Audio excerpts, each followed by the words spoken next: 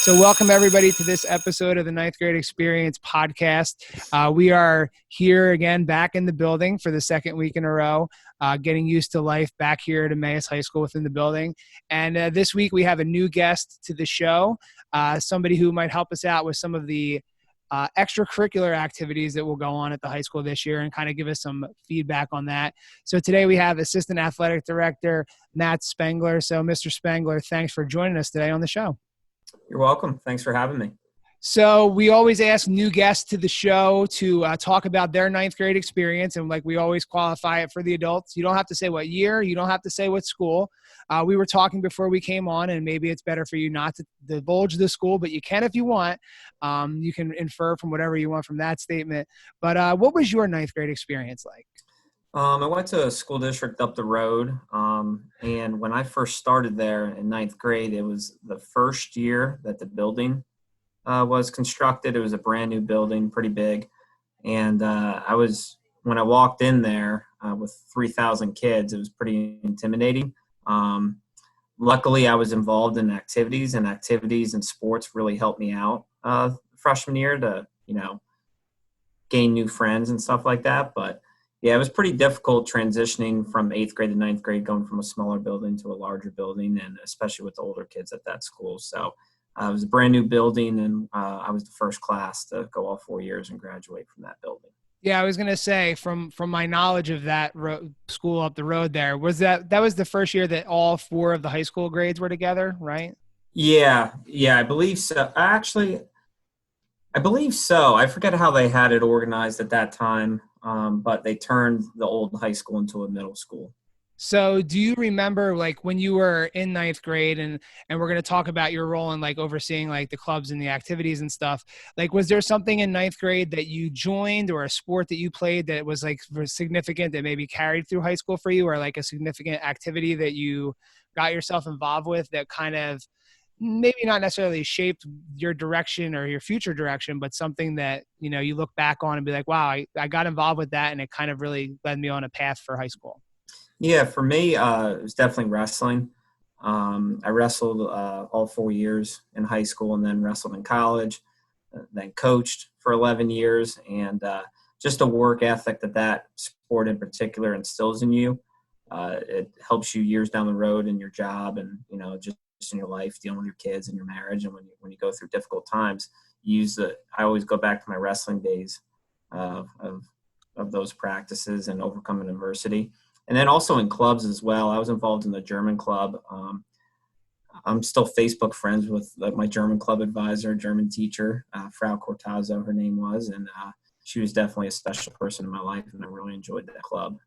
And it's always interesting, like when we talk to either like the adults we talk to on the show, we always kind of see that connection that at some point they kind of join something or they're involved with something and it kind of connects with them and they can remember that and kind of carry it through. So you're in a unique spot here at Emmaus High School. You're the assistant athletic director. So you've been dealing with a lot of stuff over the summer related to athletics.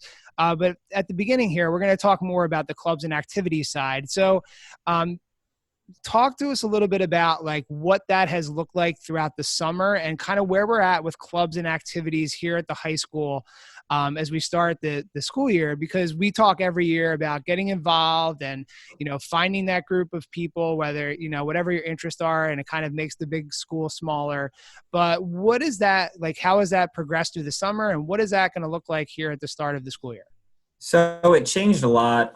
Clubs right now, I'm sure you guys saw the return to school plan is going to start out virtually. However, there are plans in the works where clubs are going to be eventually face-to-face. Right now, band is permitted on campus. We had to come up with a return the band plan that got school board approved. Then also everyone knows a return the sports plan. So clubs to start will be virtually. In my previous year here, as far as getting advisors in place, I normally do that in May and June, but because of the budget, issues that we had, I'm starting to get people school board approved now. So this next school board meeting, there's going to be a lot of advisors that are going to get approved. But I think in the very near future, we're going to have clubs, or at least I hope, face to face. So that would be like when we come back in the hybrid model, like in the end of October here at the high school, that's what it would look like. So we'll start off virtually and kind of go to that kind of model at the end of October. Yeah, we're kind of at a, with the change in going to all online until October 26th, that definitely throws a curveball. However, my job and my goal is to get face to face as soon as possible with clubs. I don't know if it'll be October. I don't know if it'll be November. I don't know if it's going to be September. That's something that hopefully I'll have the plan in place by next week. So for at the start of the year, so we have this our schedule here at the high school. Like students are done with their like classes at 1 o'clock, like in that 1:15 range, and then they have from 1:15 to 2:30. That's supposed to be like work time and checking in with your teachers. So our clubs, virtual clubs, like for the first little bit, if they decide to start meeting, is that so that will the clubs then be meeting at like 2:35? Is that like, or is it up to the club leader's discretion on how they're going to meet? Like, I was kind of curious over the summer to kind of know like the logistics of how that would work, like with our schedule. So what Yeah, will like clubs look like? I think as far as the teacher schedules, and most of our advisors are teachers, they're going to have the meetings after 2:30. It just makes sense. Just like in a normal school year, that's when their club meetings are. They're going to be after school and after school time. So whenever they can find time to, I feel like everyone's becoming pretty proficient in Zoom, Yeah. especially during this time. So that's when they're going to have to start off. And most of our clubs really don't get started until mid to end of September anyways. So we have a little bit of time to get a plan in place for when we go virtual or for when we eventually get in the face-to-face. But I'm hoping with the parameters that we're going to put in place that it happens sooner rather than later. And I was just thinking too over the summer, like, and this is like for athletics, and this is a question I had with a lot of this stuff is so like, if in these, in the fall here, we have the chance to come back in the hybrid model and we do the clubs and activities like normal, where maybe they can meet face to face, like, is there going to be some sort of like late bus transportation, or how will that work for transportation wise? Because I'm assuming now for athletics, students have to find their own way back. There's no like bus run that picks them up to bring them to like athletics. Is it going to be the same thing for like activities as well too? Like, Yeah, it's going to be the same thing. It's going yeah, to be the same thing, just like if we had a meeting, last year pre-COVID, I'll just throw out German club. I mentioned my experience in German club. If the meeting ends at 4, they're going to have to find a ride back for that particular time. yeah. So there's not like in the years past, like we would always tell kids that like usually clubs met on like Tuesdays and Thursdays because of the late bus that was provided. But like at this point, there's not like a plan for like late bus transportation Correct. if the clubs kind of do go to a in-person kind of format at any point, like earlier in the year here. Correct. Yeah. Yeah. And then, you got to think virtually. It's pretty hard for the fitness team to have a virtual meeting. It's a lot True. easier for the French club to have a virtual meeting, especially to start the year, compared to the fitness team or there's a couple of our other clubs, a real challenge. How, robotics, another one, that's tough to have a virtual meeting where it's so hands-on, that particular club. So the more hands-on clubs that we have, it's hard to get creative. Like, how can you do some of those clubs virtually? And is there like, I assume like, cause you said there was a plan to kind of have them be in person. Like I assume that like clubs I wasn't even thinking of like the fitness team, cause they call it a team. So I wasn't even thinking it as Mm-hmm. like a club, but like, so I guess there'll be like almost different kind of strategies for, like you said, like we'll call it like non-contact clubs versus like contact clubs, or like clubs that will be more like they need to be like kind of more in person. Absolutely. It's definitely going to be a challenge for those clubs. And another big one is winter track club. We have hundreds of kids in winter track.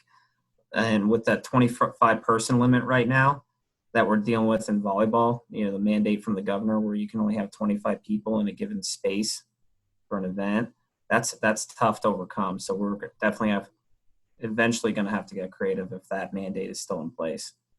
So I should have asked you this kind of a little bit earlier, but so if a student is like starting if like a ninth grader or any student that it's kind of interested in learning about like what clubs and activities we have it here at the high school, where can they go to check some of that out?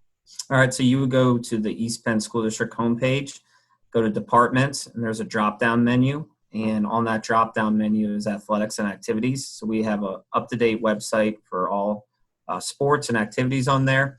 On the right-hand side, there's a tab called clubs. You click clubs, and we have all the advisors' names listed with the clubs that we have available at the high school. That was updated last year. So once I get all the school board approvals this month, then I'll update it and I'll be ready to go around October 1. After all, on the top of your head, off the top of your head, how many clubs and activities do we have here at Emmaus? Well, if we're talking about, orchestra and chorale and band and, not just the clubs, but all the extracurricular, I mean, I'd say 70 or 80. Yeah. Do you deal with like orchestra and chorale and stuff like that too? Yeah, that's under the same umbrella as far as that's concerned as well. We also, in this office, we deal with field trips and facility agreements and fundraisers and, all the sports. Are clubs going to be allowed to fundraise this year? I don't know if you're allowed to say that or not, but like, I know in the past, that's like kind of been a big way for them to be able to do different clubs and activities, like to be able to supplement it. But what is that going to look like? Yeah, it's going to have to, you got to think of the social distancing aspect through this whole thing. So, if people want, there's some fundraisers that are done online, right? So that they're going to be easier, and it depends how they're distributed. But yes, I think fundraisers, depending on the fundraiser, will be possible. Obviously, we're not in school, so that makes it more difficult for people to see each other. But some of the fundraisers they're selling things and they give their items to their parents, at work and so on and so forth. So. Let's thank our sponsor for this show, the East Penn Education Foundation. This podcast has been made possible through a $1,000 grant awarded to teachers like me each year who are attempting to do unique projects in the area of science, technology, engineering, arts, and mathematics. The foundation supports programs that put learning in motion by giving students the tools they need to think actively in a complex and changing world. You can follow them on Facebook at East Penn Education Foundation, on Twitter at EPSD EdFound, or Instagram at EPSD Ed Foundation. Back and Mr. Spengler and I are dealing with problems in the virtual world. So we were recording, and then I looked up and looked at the screen, and Mr. Spengler had frozen. So we were just saying that this is one of the new things that we'll have to deal with in the world of clubs and activities, is doing those virtual things. Is maybe sometimes they're not going to work together all the time, and it's not going to work out. So. And I know, and you're in your office and no one's there. So I don't know, maybe that we were going to ask a question that the internet didn't want us to answer. So maybe that was it. I don't know. Could be true. So I was asking, I think before we froze, I was asking about a popular activity here at the high school. It's scheduled for this year. Well, it would be scheduled for this year, is Schaefer the Brave. It's one of the bigger events here at the high school. Have there been any early talks about what might happen with Schaefer the Brave yet? There is. Fortunately for me, I spent a lot of time with this person, Liz Del Rey. She's our trainer that's in charge of Schaefer the Brave. And we have some virtual options in place. We have some potential outdoor options as well. That expands our limit of people, obviously, if we're outside compared to in the gym. I don't know, who knows. It's hard to have a crystal ball here to see what's going to be in place in March or April. Yeah, absolutely. I was just wondering for my own personal hair, because sometimes I leave my hair grow for the entire Schaefer the Brave year until we get to that point. So yeah, keep it growing. Keep it growing. That's my advice. Liz and myself, along with other people in this district, are going to do anything possible for that event. It's for a great cause, and she puts 2 years of work in for one day. Yeah, it's a great event. And just as throwing this out there, I know the first year they did do the event, they did it on the track down at the stadium, and it was outdoors. Now, I don't know with the new track and the new field if they want hair all in it, so that might be a problem. But I know that they've done it outdoors before, so just go back in the archives the first year it was done outside. So I guess it could be done. It was a lot smaller on the first go around. So yeah, it's a great event. I mean, we'll try to host if we can. Yep. So a couple more questions here as we kind of finish up here, so you can get back to solving all the athletics and all the issues of the world here. Just one more club question. Are there any new clubs on the horizon this year, or new things that, haven't been offered here at Emmaus that might be, in addition to the things that are usually offered all the time? Not officially as of now. This summer, there was a individual that reached out to our principal, Dr. Kira, about starting a club, but we're open to starting new clubs at any point, especially during the fall semester. I mean, if a club comes forward in March or April, we'll just say wait till August, wait till September to get it going. But nothing really. Okay, so nothing new. No one wants to start like the vaccine club, like developing the vaccine, or no science club, or who knows what. But Yeah, we've had in my 2 years here, we've had about 10 or 15 new clubs that have been that's started. good. So normally it's about 5 or so a year, 5 or 6.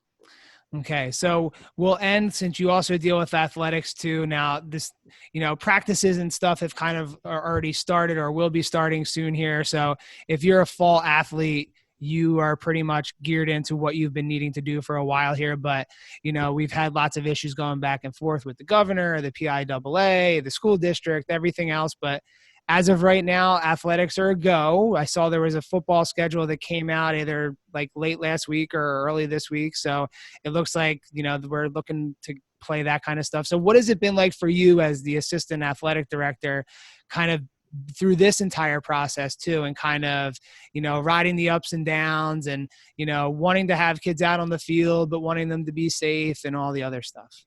It's been a roller coaster for me personally. I normally like routine. I also normally like to be very, very proactive. And for this, we kind of have to procrastinate. I know that word sometimes can be frowned upon, but I kind of have to hold myself back.